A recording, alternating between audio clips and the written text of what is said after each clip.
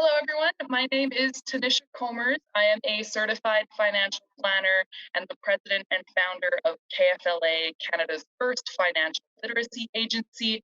Today, we are coloring with Glen. And the reason that we're doing that is because Glen told me that he likes to spend quality time with his kids to relax. I don't have any kids, so I figured coloring was close enough. You're laughing at me now. Glen came from Jamaica as a teen. He's now married with 3 kids. Those kids that I mentioned, and because of them, he is driven to succeed and specifically offer them and create more choices for them than he had himself. And Glenn, you were saying this is how you feel about your clients, right? And Definitely. that's how you spent, I believe, 18 years in the business, taking care of people from 2 weeks old to 94 years old. That's correct. Yeah. Awesome.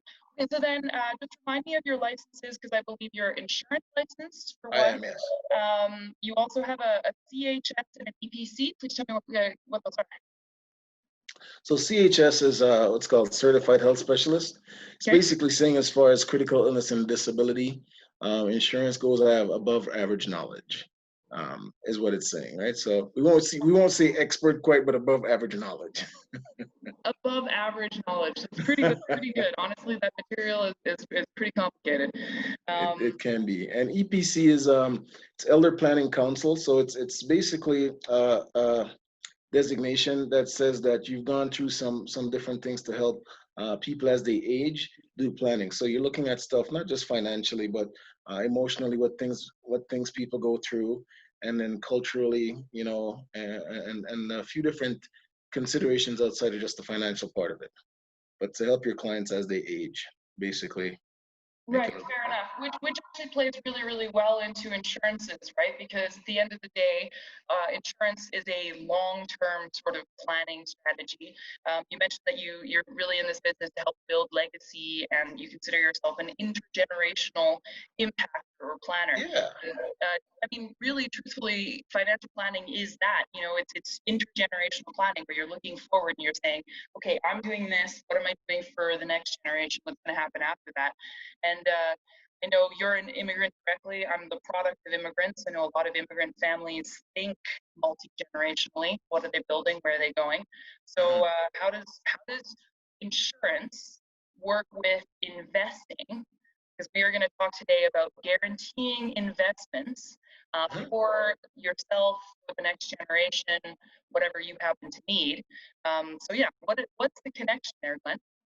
You know what? It's a lot closer than most people think. It's quite hand in hand to me. I look at it as two roots on a strong tree, Okay. right? Two very strong roots. Because I use the example of filling up a funnel or bucket. Everybody wants to do the investing and see that money grow, right? But life does happen. So if each time you're filling that bucket up, a big hole gets poked somewhere near the bottom, what generally happens? Drains out.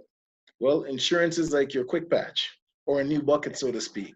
That insurance put in the right places can not only stop that leak, but it might actually fill that bucket up quicker. One of the ways that I like to use insurance or consider insurance is that as pretty as your financial plan is, and as great as your savings plan, as much as you're building out, if you don't have all of your risks mitigated, you haven't thought about that, then it doesn't really matter what else you've done if you hit some big bump. And the reason that I wanted to bring you on here for Money Bit Monday, Glenn, was because you, as an insurance licensed individual with investing experience, has access to some products that your typical bank or your typical investment license broker does not have access to, that provides guarantees because they're solely through the insurance company, correct? Correct. Let's talk about young people first. A lot of people don't think that, actually, I was going to say I'm the one that's involved. When we were first talking, you mentioned guaranteed seg funds for like a young client. And I was like, oh, but they don't really need that. They're going to be fine long term. Like it'll grow. It doesn't matter about the guarantee. But tell me why a young person might be interested in guaranteeing their investments. There's a few reasons. Some young people are a little bit of old souls too, where they're like, you know what, I don't want to suffer a negative if I don't have to, but the vast majority aren't. But there's some pluses there as well. With a seg fund, you've got a death benefit guarantee, okay, which is really important for as you get older. Maybe not as big a deal when you're young, but while you're alive, you also have the comfort of knowing, okay, if I take a risk and I put some money into something I really like, but I'm a little scared, and I have maybe I have a maturity benefit, maybe 100% that says if I put this in now, if in the next 15 years it doesn't do what it's supposed to do, the worst case scenario is I walk away with what I have. That Okay, can let's give talk you a about little peace that. of mind. Sorry, seg funds, just in reminding people that the way that they're guaranteed is by paying for it.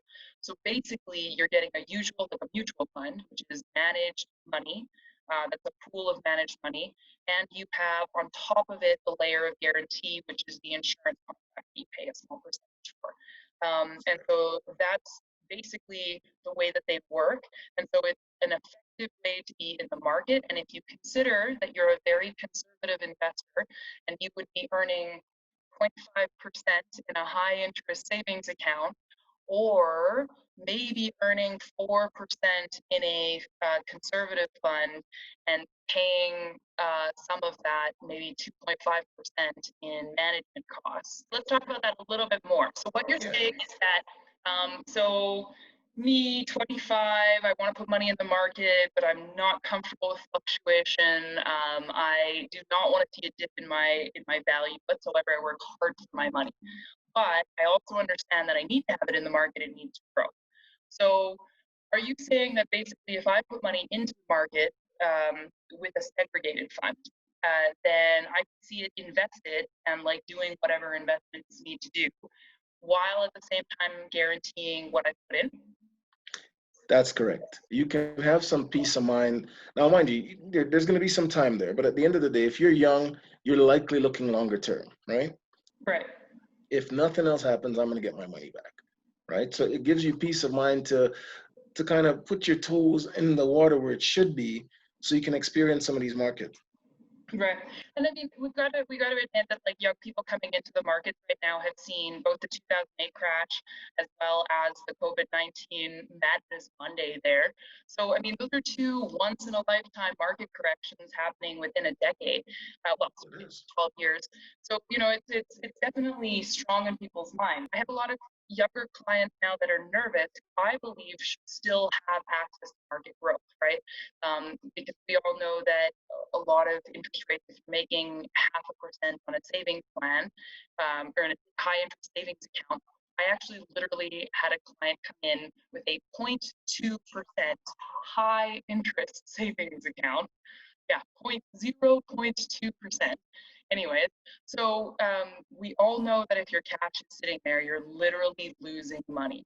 So to have your money possibly in this guaranteed product, then you can at least see the growth that we in the industry theoretically are aware should happen over the next, 10, 20, 30 years, but you still get the guarantee. When you pass away, to like close up accounts, to prove, the executor, all of these other documents that are required. There's a lot of hoops. So segregated funds basically jump over all of them. Yeah. And another big part of that too is privacy. I mean, we know families can be dynamic, right? And maybe you have a few accounts and you want to leave this one to this person and this one to that person, something that you feel is fair but is not necessarily equal. Right. Well, you can keep privacy. Once you have your Right. beneficiaries, unless they want to go and say, hey, mom and dad left this to me specifically, Yeah. then the other person doesn't know what one got. So let's jump to whole life, actually. Speaking of, kind of what's left over at the end of the day, most of the time people only consider life insurance as an expense. But I mean, one of my major arguments is that life insurance is actually a really good investment, or at least a component of your portfolio, in order to sort of round out the different pools of money that you have access to over the course of your lifetime. So this, I mean, right, this is my favorite thing right now, right? Because I look at it this way. Traditionally, yeah, insurance is I got to die for someone to benefit. Well, with a properly structured whole life contract, you can live, benefit from it, and then leave the residual, i.e., whatever left over to death benefit, to who you need it to, right? So you can get the benefits out of it yourself, a lot of benefits, and still take care of who you want to for family. right? And a big part of that is because of guaranteed cash values that whole life policies have, right? Every year, every day actually, your cash values increase every day. There's no negative, so that's a huge plus. So you can consider this kind of like the fixed income portion of your holdings, right? Segregated fund. So let's just talk a little bit about why a business owner who wants to protect their assets, who wants to avoid fluctuation, might want a whole life contract. Rated, you're doing well.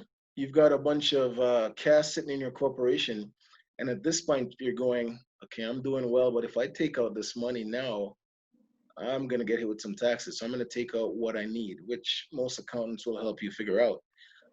Depending on how well you're doing, though, if you leave that cash sitting there, you could get hit with the new rules that came into effect a little over a year ago, where you start paying extra, right? 46% basically on any passive earnings. So one of the good things with a whole life contract is that once you put this in place, it actually maximizes the value of your company.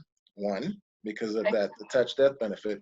But secondly, it puts your cash value to work in a safe environment that's higher than the 0.2 interest rate, right?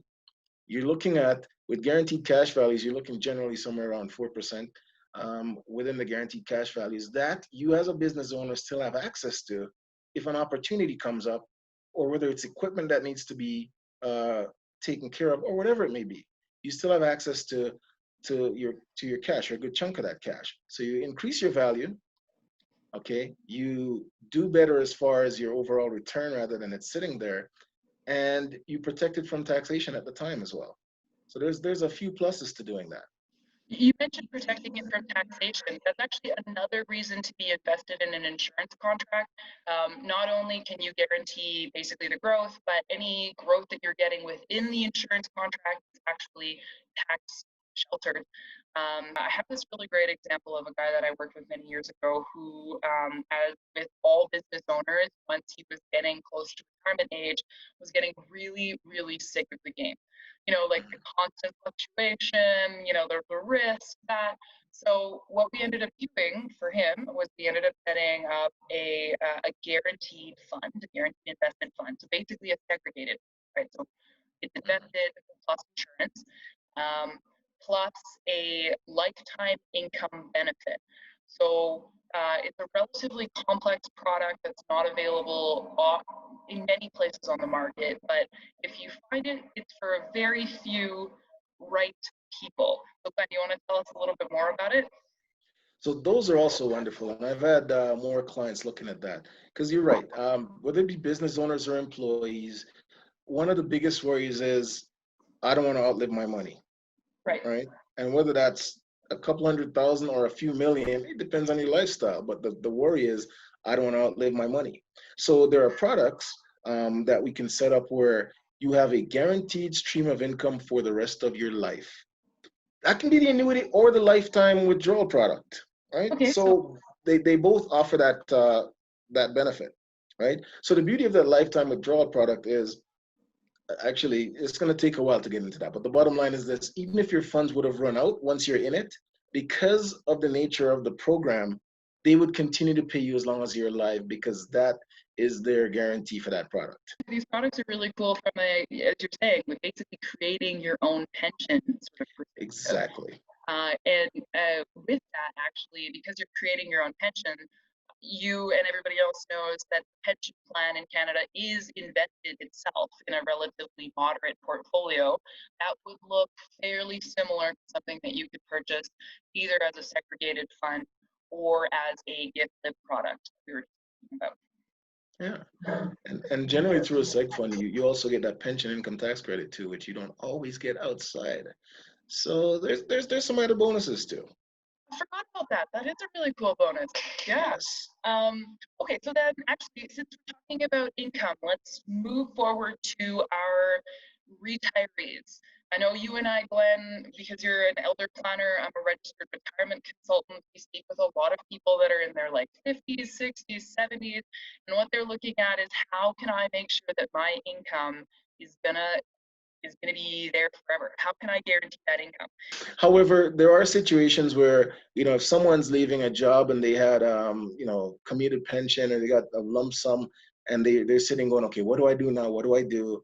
I want to make sure this is here to last me through my life, or me and my spouse, if that's the case. What do I do? You don't panic. We can set that up and customize it a little bit better than maybe your pension plan would have, right? We can set up guarantees. I've had a situation where I had a couple who said, hey, you know what? I want this to last for as long as I'm going to be around. Well, we don't know when that is.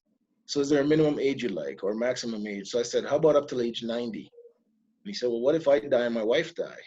Well, then your children, we're going to put as beneficiaries. So they would continue to get that income as if you still were around. So unlike some pension plans, from say a job, it cuts off with the spouse and you, and then it's done. This one, depending, yeah, so there's some options. Give people some context. An annuity is when you take a chunk of money and you say, okay, here, I want an income. And you trade that chunk of money for an income with some parameters.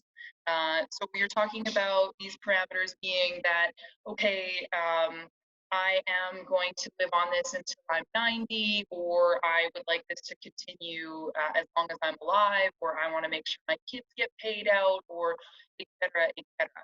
So the way to consider annuities is as something that's super personalized, but like it's super personalizable. Very much so. That's the right word. And you can basically adjust it however you want based on what you need out of it. So I'll compare that to, like, say a pension at a job, right? So a job says you're retired, you can take the single option or you can take the joint option, and then we'll make sure your spouse either gets a 30% reduction or we start you off lower and then they continue with that as long as you're both alive, right? And maybe there's a minimum guarantee. So I have a couple who comes to me with a bunch of RSPs and they go, look, we want to make sure this lasts our whole life. We talked about the annuity and they were like, well, we don't know if we want to give up all that control to an insurance company, because what if we die early? I go, what would you do with your money if you died early? Would you want it to go to your kids? Yes. I go, how about we do this? Here's what the income guaranteed for 10 years is. Here's what it looks like guaranteed up till age 90. On a joint, we decided that they didn't want a reduction for the spouse. They wanted to just have a level amount continue for life. So we set it up that way. There are so many more options out there than people think. I know a lot of people who end up, actually, this is a perfect segue to a lot of people who end up with GICs looking for that guarantee. Now, GICs are appropriate actually in short-term cases, in my opinion. If you're dealing with, you want a guarantee over the course of a year or two, something like that, great, GIC, that'll do it. But otherwise, if you're looking for guarantees over your lifetime, over generations, then really insurance products and insurance style investments are the way to go. So thank you so much, Glenn. This was great. I appreciate it. Thank you. And as you can tell, I enjoy talking about this stuff. So it's good to do this. Thank you. It's almost as fun as playing with your kids, eh? Nobody's screaming. Nobody's